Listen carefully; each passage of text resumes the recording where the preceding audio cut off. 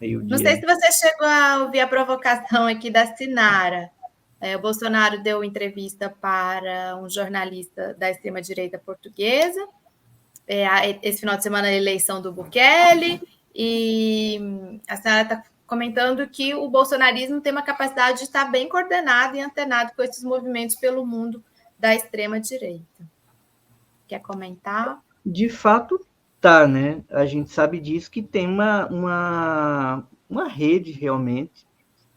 Muito provavelmente isso tem um papel de alguns bilionários, como já foi identificado, algumas figuras-chave da propaganda, inclusive a minha amiga Natália Urban, ela já escreveu um artigo sobre isso, sobre o Foro de Madrid, que você fez menção, Ana, e de como o Foro de Madrid está articulando inúmeras iniciativas na América de língua espanhola, né? E tudo passa por aí, e também com alguns elementos, na minha opinião, também estratégicos aí dos Estados Unidos, da CIA, do Pentágono, porque isso não passa sem ser por aí. Essa nova extrema-direita, ela coincidentemente é pró-americana em toda parte. Ela nunca é anti-americana.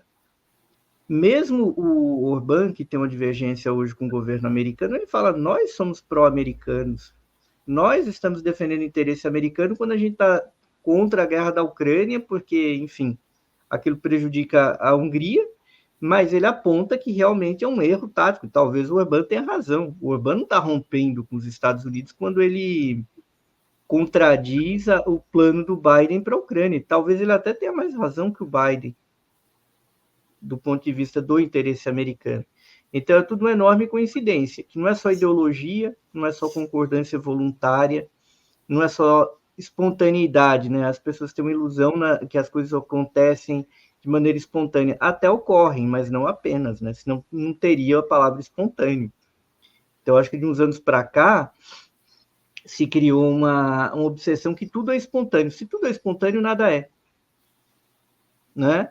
E a gente vê determinadas figuras como o Bannon andando por aí, o Bolsonaro e a família indo para Covescotes nos Estados Unidos, transitando pelo Foro de Madrid, e eles tentam brocar aí. Eu acho que uma figura particularmente estranha nessa conversa é o Milei na Argentina, porque o Milei ele tem uma relação muito direta com a elite argentina e com os credores da Argentina, com o sistema financeiro internacional e com o Partido Democrata americano.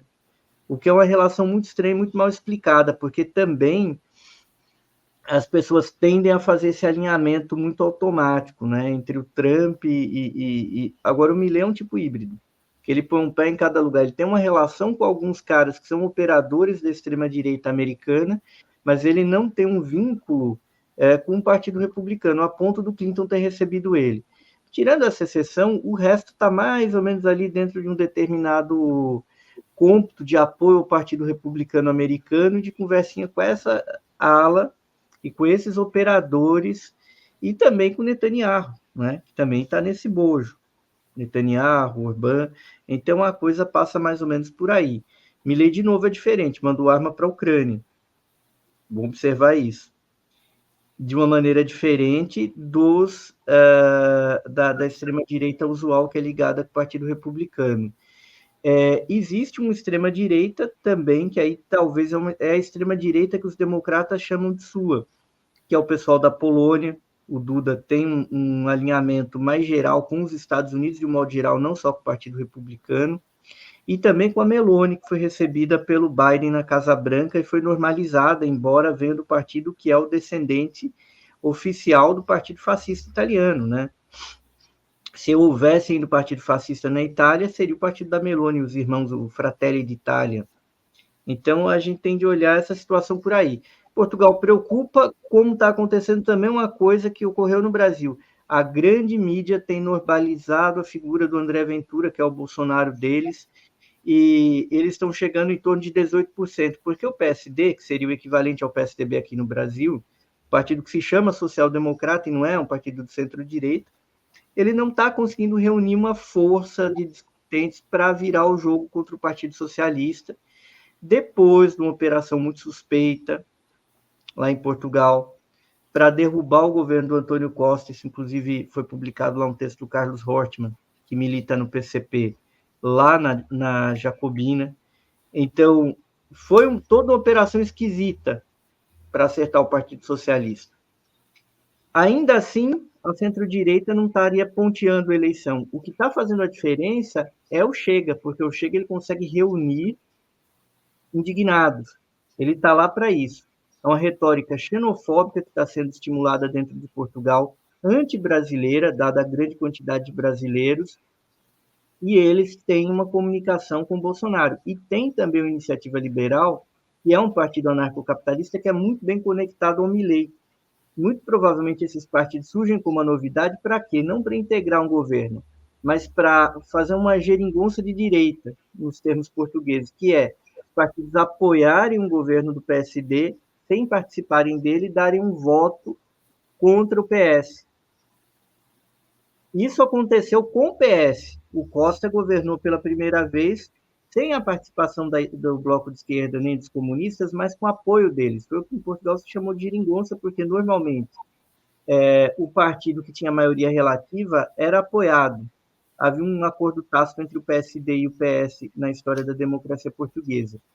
Isso muda porque a esquerda teve maioria e o PS aceitou montar essa coalizão estranha com os comunistas e com o bloco, e porque a esquerda, assim considerada, tinha maioria, mas não o PS. Se indignou a direita, muito embora seja a regra do parlamentarismo, lá em Portugal ou em qualquer canto. Mas parece que a direita está disposta a dar essa resposta. E para essa operação ser bem sucedida, é preciso que a extrema-direita funcione. E a mídia portuguesa está fazendo isso. A mídia portuguesa está naturalizando o papel da extrema-direita, e é muito provável que ocorra essa geringonça de direita, e com Bolsonaro mantendo uma conversa com todos eles. Puxa vida, que luta, hein, gente? Pela madrugada, não acaba nunca.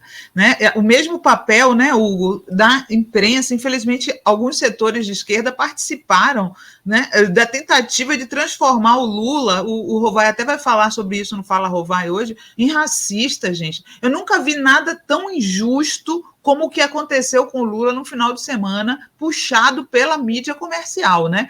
Palhaçada. A mesma mídia que sempre deu espaço para verdadeiros racistas, como William Vac, né? Está lá no Estadão, fez um comentário racista no ar, está lá no Estadão. O Pondé, classista, preconceituoso. O Demetrio Magnoli teve aquela questão das cotas aqui na UNB, aquele vídeo horroroso. Aí agora essas pessoas, né? Todo o jornalismo brasileiro foi contra as cotas raciais. O Lula foi o único presidente, depois a Dilma, a fazer políticas públicas contra o racismo. Estão querendo pintar o Lula como racista? Não com a minha participação, hein? E com a tática das piores, né, Senara? Que é tirar a fala de contexto. Porque exato. Qualquer um colocar a fala inteira do Lula vai perceber que é exatamente o contrário, que ele está chamando a atenção para o fato de que, numa sociedade racista, qualquer pessoa que olhasse aquela menina negra no palco acharia que ela estaria ali para tocar um instrumento, e não porque ela foi premiada com um prêmio acadêmico. Ele está chamando a atenção para o racismo e aí foi chamado de racista. É esse o ponto.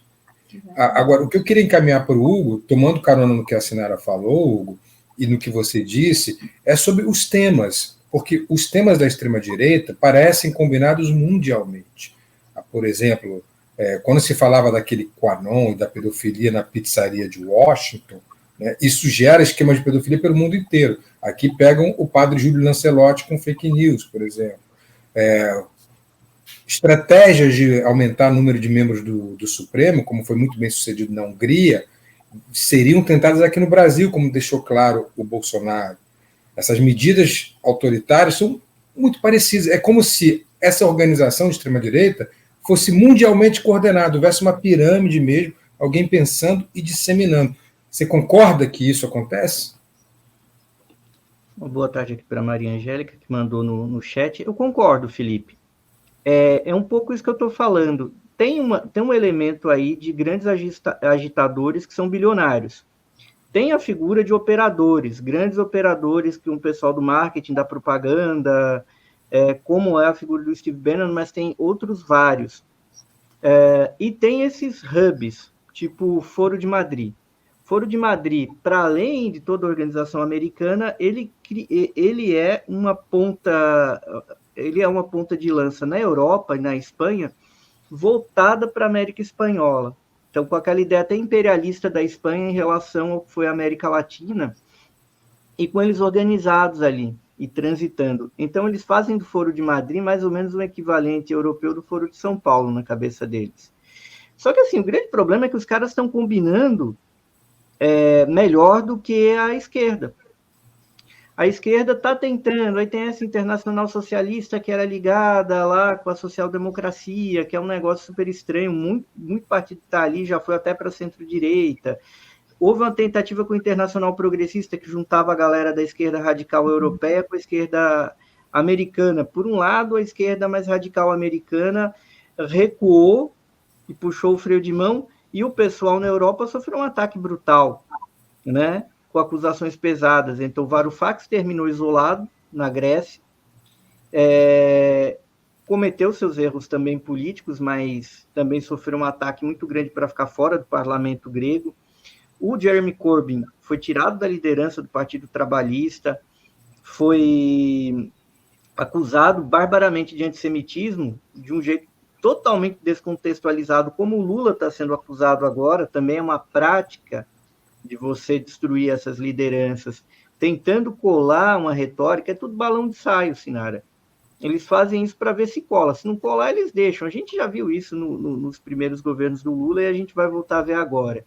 Com o Corbyn colou. O Corbyn não teve habilidade, até porque o Corbyn não é o Lula, né? O Corbyn é uma figura bem menos ágil nesse sentido. E foi lá, coitado, isolado, vai concorrer como independente pelo distrito dele. Então, a gente tem um cenário que a esquerda está sob ataque, a esquerda está desarticulada. E eles, de certa maneira, copiam o que eles falavam que a esquerda fazia, né? Foro de São Paulo, fora foro. Aí eles vão lá e criam Foro de Madrid. É uma coisa bizarra.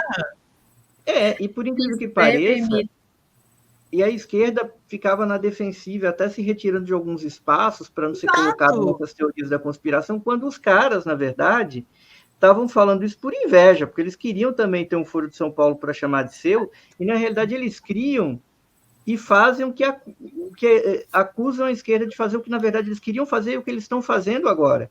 Eles estão fazendo política. Agora, tem um lado que o programa deles é espúrio, mas a gente tem que olhar para o que eles estão fazendo, porque eles hackearam o que a esquerda fazia, isso, internacionalmente estão fazendo e está tendo resultado. Do ponto de vista da prática política, eles estão corretos. O programa. Da prática política, eles estão corretos. Disputar a pauta, tudo isso é política, né? A gente tem vergonha de algumas coisas, né? Já te passo, Hugo. A gente tem vergonha de algumas coisas. Toda vez que eu defendo mesmo, hein?